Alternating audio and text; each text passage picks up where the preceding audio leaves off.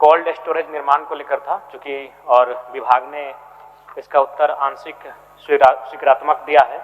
और ये सभी जानते हैं कि लगभग व्यवस्थित रूप से कोल्ड स्टोरेज का संचालन ना होने से राज्य के किसान औने पौने दामों में अपनी फसल को बेच देते हैं, क्योंकि उनके पास उन्हें रखने के लिए स्थान नहीं मिल पाता है। और इसमें उत्तर में दिया गया कि 20 जिलों में 5000 मीट्रिक टन क्षमता वाली कोल्ड स्टोरेज का निर्माण कराया जा रहा है, जिसमें 9 जिलों में कोल्ड स्टोरेज का निर्माण हो चुका है और 7 जिलों में निर्मित कोल्ड स्टोरेज का संचालन हेतु हस्तगत किया जा चुका है। तो मैं सीधा मेरा पूरक रहेगा कि चूंकि जिला बहुत बड़ा होता है और भौगोलिक रूप से हमारा क्षेत्र काफ़ी बड़ा है, तो मैं एक पूरक करना चाहूँगा कि जिला के आधार पर क्या भविष्य में प्रखंड स्तरीय 500 मीट्रिक टन से 1000 मीट्रिक टन तक के कोल्ड स्टोरेज निर्माण का कोई विचार है सरकार के पास? माननीय मंत्री जी। अध्यक्ष महोदय, आपके माध्यम से माननीय सदस्य को यह अवगत कराना चाहूंगी कि इस वित्तीय वर्ष 26-27 को हम लोगों ने इसके लिए एक बजटीय प्रावधान भी लिया है कि हर एक विधानसभा में माननीय सदस्यों के अनुशंसा से एक कोल्ड स्टोरेज का निर्माण कराया जाएगा। अध्यक्ष महोदय, इसके अतिरिक्त वर्तमान में हम लोगों के पास प्रत्येक जिला स्तर पे 5000 MT का कोल्ड स्टोरेज उपलब्ध है और अगर उपलब्ध नहीं है तो उसमें अभी वो वर्क इन प्रोग्रेस है। ठीक है। दूसरा खंड का वर्ग है, इसके लिए मैं मंत्री महोदय का धन्यवाद दूंगा कि विधायकों की अनुशंसा पे प्रत्येक विधानसभा में कोल्ड स्टोरेज की स्थापना होगी, इसके लिए मैं धन्यवाद दूंगा। दूसरा मेरा पूरक ये था, मैंने प्रश्न पे खंड 2 पे पूछना चाहूंगा कि जो कोल्ड स्टोर से बहुत सारे राज्यों में, जैसे महाराष्ट्र में WDRA रजिस्टर्ड वेयरहाउस पर नेगोशिएबल वेयरहाउस रिसिप्ट के आधार पर बैंक लोन मिलता है, किसान अपनी उपज गिरवी रखकर तुरंत नकद प्राप्त कर सकते हैं। गुजरात में भी यह व्यवस्था है, पंजाब में भी यह व्यवस्था है, कर्नाटक और आंध्र प्रदेश में भी यह व्यवस्था है। तो मैं जानना चाहता हूं, क्या झारखंड में इस व्यवस्था पर हम विचार कर सकते हैं कि कोल्ड स्टोरेज में जब वो अपना अनाज को रखेंगे तो उसके आधार पर उनको ऋण मिल सकता है? माननीय मंत्री जी। अध्यक्ष महोदय, माननीय सदस्य का खंड 2 में जो सवाल है कि किसानों द्वारा स्टोर फसलों पर बैंक ऋण प्राप्त होता है या नहीं है, अध्यक्ष महोदय मैं आपके माध्यम से हाउस को अवगत कराना चाहूंगी कि वर्तमान में हमारे पास ऐसा कोई भी प्रावधान उपलब्ध नहीं है। ऋण की जहां तक बात आती है अध्यक्ष महोदय, तो हम लोग अपने राज्य में किसानों को KCC लोन उपलब्ध कराते हैं जो सब इंटरेस्ट सबवेंचर मॉडल पे संचालित की जाती है। अध्यक्ष महोदय, इसके अलावे समय समय पे कृषि ऋण माफी योजना भी चलाई जाती है। मगर अध्यक्ष महोदय, जो माननीय सदस्य कह रहे हैं कि कोल्ड स्टोरेज में जो फसल को स्टोर किया जाता है उसके अगेंस्ट में बैंक ऋण, अध्यक्ष महोदय जो वेयरहाउसिंग डेवलपमेंट और रेगुलेशन एक्ट 2007 है उसमें ये प्रावधान दिया गया है, किंतु अध्यक्ष महोदय काफी टेक्निकलिटीज है इसमें। आपको BIS कंस्ट्रक्शन नॉर्म्स हुए, साइंटिफिक स्टोरेजेस प्रैक्टिसेस हुए, तमाम चीजों को आपको फुलफिल करना पड़ता है, तब जाके आपको WRDA का एक सर्टिफिकेशन मिलता है।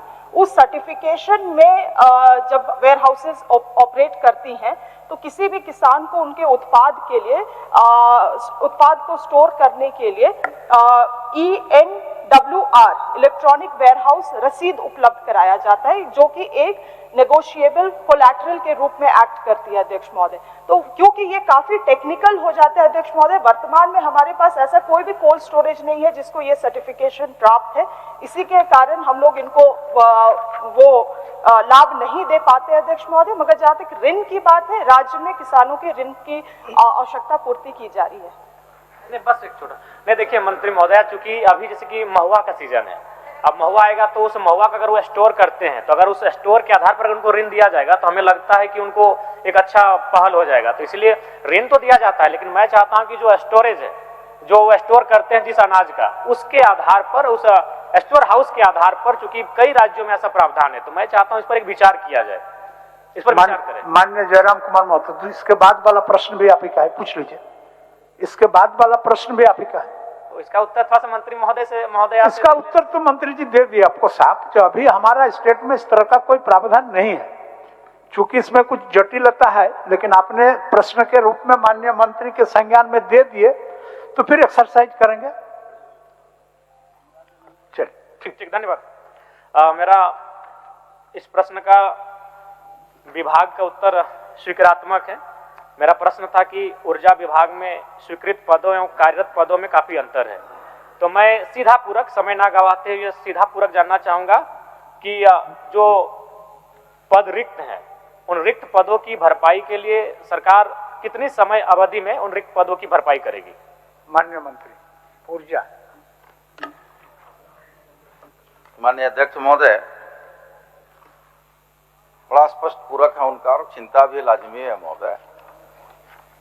ये जो सृजित पद है ऊर्जा विभाग में, उस पद को कब तक भरा जाएगा, उसके जो सृजित पद के विरोध में जो खाली पद है उसको कब तक भरा जाएगा महोदय? इसका नियमावली बन गया महोदय, विभाग के द्वारा इसकी नियमावली बना लिया गया है और हम समझते हैं कि अति शीघ्र इसको बहाली की प्रक्रिया में हम लोग आगे बढ़े हैं महोदय और अति शीघ्र बहाली होगी महोदय, भरा जाएगा, उस पद को भरा जाएगा महोदय। ठीक है जयराम जी। थोड़ा सा कोई अवधि, मतलब अप्रैल, मई, जून, कुछ 3 महीना, 90 दिन, 180 दिन, कुछ भी मंत्री महोदय? विभाग नियमावली बना लिया महोदय, नियमावली के पश्चात वो कैबिनेट में जाएगा महोदय, उसके बाद संबंधित एजेंसियों को भेजा जाएगा, जेसीसी को, जेपीसी, जिससे भी करवाना होगा महोदय। समझते हैं कि 4-5 महीना तो लग ही जाना है महोदय, सामान्य सी बात है, 4-5 महीना तो महीना लग ही जाएगा महोदय। ठीक है माननीय। मेरा दूसरा खंड का बिजली बिल में गड़बड़ी को लेकर अभी कल ही आया था, तो लगभग 3 लाख का उसका बिल आ गया था। तो हमने विभाग को फोन किया और सीधा कहा कि भाई ऐसा करेंगे तो लोग तो आत्महत्या कर लेंगे। आप समय के साथ बिल लेने का काम करें। अब 2 साल बाद दिए हैं, उसको बिल 2 लाख थमा दिया, किसी को 2.5 लाख रुपया थमा दिया। ये सभी माननीय सदस्य के सामने ये समस्या आती होंगी, भले वो बोलना ना चाहे या नहीं चाहे, ये समस्या सबके सामने आती है। तो मैं चाहता हूं कि उचित सिस्टम डेवलपमेंट किया जाए, कम से कम वहां वो लिखित शिकायत नहीं, एक पोर्टल पर शिकायत हो और आपको वो पता चले कि भाई कितनी शिकायतें आई हैं। जैसे कोई एक हेल्पलाइन नंबर हुआ, तो उसी प्रकार मैं चाहता हूं पोर्टल डेवलपमेंट किया जाए और इस पर उपभोक्ता शिकायत न करने उससे पहले आप सरकार इस पर एक्शन ले, सरकार के पास एक टीम हो जो इस पर एक्शन ले और इन समस्या, इन विसंगतियों को दूर करने का प्रयास करे। माननीय मंत्री जी, दूसरा खंड। हाँ महोदय, अध्यक्ष महोदय, पहला खंड और दूसरा खंड का प्रश्न अलग अलग है। हाँ, लेकिन अलग फिर अलग भी हाँ अध्यक्ष महोदय, विभाग ऊर्जा ही है तो ऊर्जा विभागीय है। उसमें महोदय इनका जो दूसरा खंड है कि बिजली बिल के नाम पर मनमाने ढंग से बिल की वसूली की जाता है महोदय। तो महोदय देखिए, उसमें 2 प्रक्रिया। अब स्मार्ट मीटर लगा रहे हैं महोदय, सरकार हमारी स्मार्ट मीटर लगा रही है। अब पुराना मीटर जो है महोदय आउटडेटेड हो गया महोदय, तो उसका बिल जब स्मार्ट मीटर लगाने लोग जाता है तो जो बिल बकाया होता है तो स्वाभाविक है कि इसमें कैरी फॉरवर्ड हो जाता है महोदय। जब कैरी फॉरवर्ड होता है तो लगातार मान लीजिए 3 साल, 4 साल, 5 साल से नहीं दिया है बिजली बिल, तो उसको सूद समेत उसको क्लब करके महोदय उसको बिजली बिल निकाल दिया जा रहा है। सवाल इस पर है कि महोदय की जानकारी का होना, कंज्यूमर को जानकारी कैसे हो रहा है महोदय। उसका बिल, चूंकि जब हम लोग विद्युत कनेक्शन देते हैं तो उसके मोबाइल से कनेक्ट रहता है नंबर, तो बराबर महीना में उसको मोबाइल से मैसेज मिलते रहता है महोदय। और तत्परता थोड़ा अपनी ओर से भी होना चाहिए कि भाई हम कनेक्शन लिए हैं तो निश्चित तौर पर विभाग से, अगर हमारा मोबाइल में नहीं आ रहा है तो विभाग से संबंध करके हम बिजली बिल को देखें और उसके भुगतान करें महोदय। लेकिन माननीय अध्यक्ष महोदय, लेकिन माननीय सदस्य की जो चिंता है, चिंता इस बात का है कि 3 लाख रुपया अचानक एक कस्टमर का, एक कंज्यूमर का बिल आ गया महोदय। आप हम आपके माध्यम से माननीय सदस्य को कहेंगे कि अगर वैसा कोई साक्ष्य है तो दे, निश्चित तौर पर बिजली बिल भी उसका संशोधन करेंगे और संबंधित अधिकारी पदाधिकारी पर कार्रवाई भी करेंगे महोदय। दूसरा हो गया। दूसरा एक महोदय अंतिम बोल देते हैं महोदय, दूसरा जो कह रहे हैं कि भाई टोल फ्री नंबर, तो हमारा टोल फ्री नंबर जारी है महोदय 1912 और 94-311-35-504 हेल्पलाइन नंबर जारी है महोदय।